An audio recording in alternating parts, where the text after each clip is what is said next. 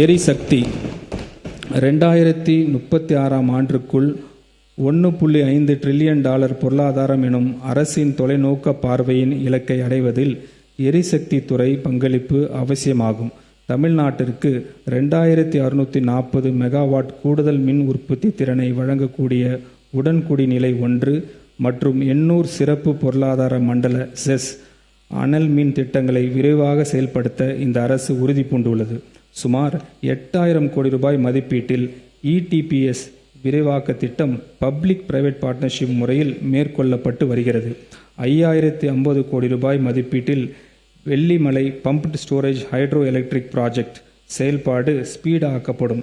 அதிகபட்ச மின் தேவையை மேனேஜ் செய்வதில் ஆற்றல் சேமிப்பு அமைப்புகளின் பெஸ் முக்கியத்துவத்தை உணர்த்தியுள்ள இந்த அரசு இத்துறையில் தனியார் முதலீடுகளை எளிதாக்கி தமிழ்நாட்டை இந்தியாவின் பெஸ் மையமாக மாற்றும் வகையில் புதிய பெஸ் ஊக்குவிப்பு கொள்கையை வெளியிடும்.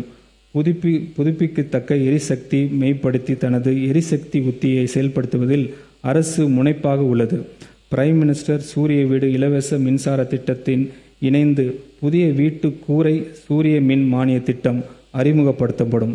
இத்திட்டத்தின் கீழ் சூரிய மின் பலகைகள் பொருத்தும் வீட்டு நுகர்வோருக்கு 1 லட்சம் ரூபாய் வரை மானியம் வழங்கப்படும்.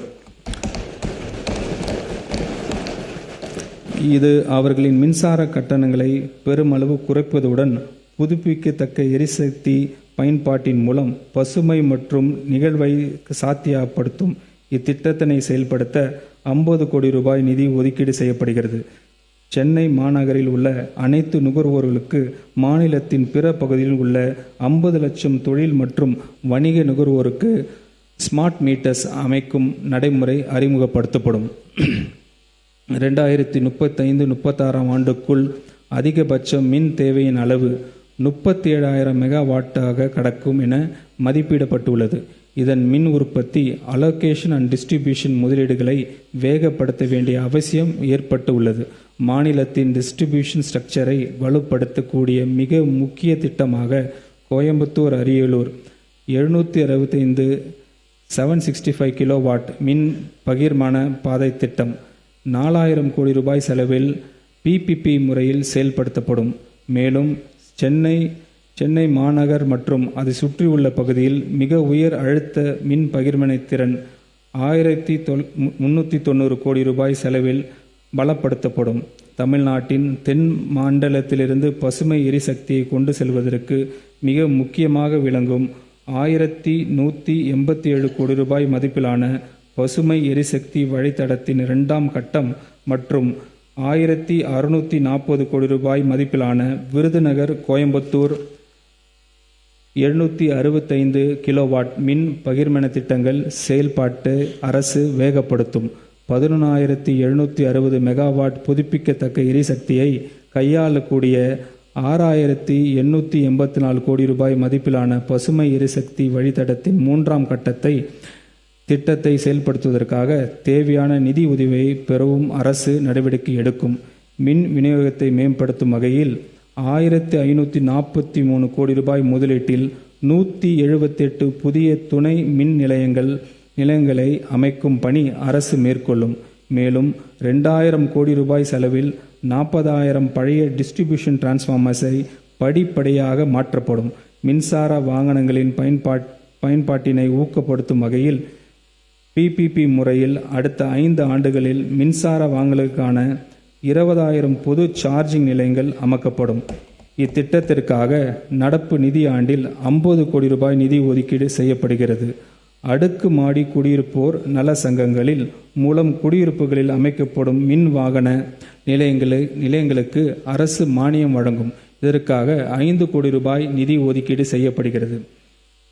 மாண்புமிகு முதலமைச்சர் அவர்களின் அறிவிப்புக்கு இணங்க 2 மாதங்களில் 500 யூனிட் வரை மின்சாரம் பயன்படுத்தும் நுகர்வோருக்கு வழங்கப்படும் விலையில்லா மின்சாரத்தை 100 யூனிட்டிலிருந்து 200 யூனிட்டாக உயர்த்தி வழங்குவதற்காக இந்த திருத்த வரவு செலவு திட்ட மதிப்பீடுகளில் 1545 கோடி ரூபாய் ஒதுக்கீடு செய்யப்படுகிறது.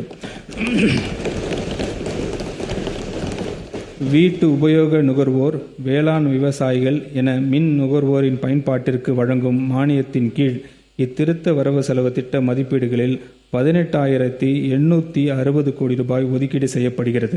தமிழ்நாடு மின்சார விநியோக கழகத்திற்கு இழப்பீடு நிதியாக 5,000 கோடி ரூபாய் ஒதுக்கீடு செய்யப்படுகிறது. இந்த திருத்த வரவு செலவு திட்ட மதிப்பீடுகளில் எரிசக்தி துறைக்கு 15,828 கோடி ரூபாய் ஒதுக்கீடு செய்யப்படுகிறது. வீட்டு வசதி மற்றும் நகர்ப்புற வளர்ச்சி. சென்னை பெருநகர் பகுதியின் எதிர்கால வளர்ச்சியை வழிநடத்தும் விதமாக சென்னை பெருநகர் வளர்ச்சி குழுமம் 1189 சதுர கிலோமீட்டர் பரப்பினை உள்ளடக்கிய 3ஆம் முழு திட்டத்தை தேர்ட் மாஸ்டர் பிளான் 2027-2046 தயாரித்து வருகிறது. சென்னை பெருநகர் பகுதியின் வேகமான விரிவாக்கத்தை கருத்தில் கொண்டு ஒருங்கிணைத்து திட்டமிடலின் தேவையை உணர்த்தும் 5,904 சதுர கிலோமீட்டர் பரப்பளவில் விரிவுபடுத்தப்பட்ட சென்னை பெருநகர் பகுதியினை ஒரு காம்ப்ரஹென்சிவ் மாஸ்டர் பிளான் அரசு தயாரிக்கும். இத்திட்டமானது நீண்டகால வளர்ச்சி மற்றும் மாற்றத்திற்கான ஒரு வரைபடமாக செயல்படும். மேலும் இந்த முழு திட்டம் குளோபல் பெஸ்ட் பிராக்டிசஸ் மற்றும் சர்வதேச அளவில் பாராட்டப்பட்ட பெருநகர் திட்டமிடல் கட்டமைப்புகளுடன் கம்பேர் செய்யப்பட்டு தரம் மதிப்பிடப்படும். இத்திட்டத்தினை நடைமுறைப்படுத்த அரசு 25 கோடி ரூபாய் நிதி ஒதுக்கீடு செய்கிறது.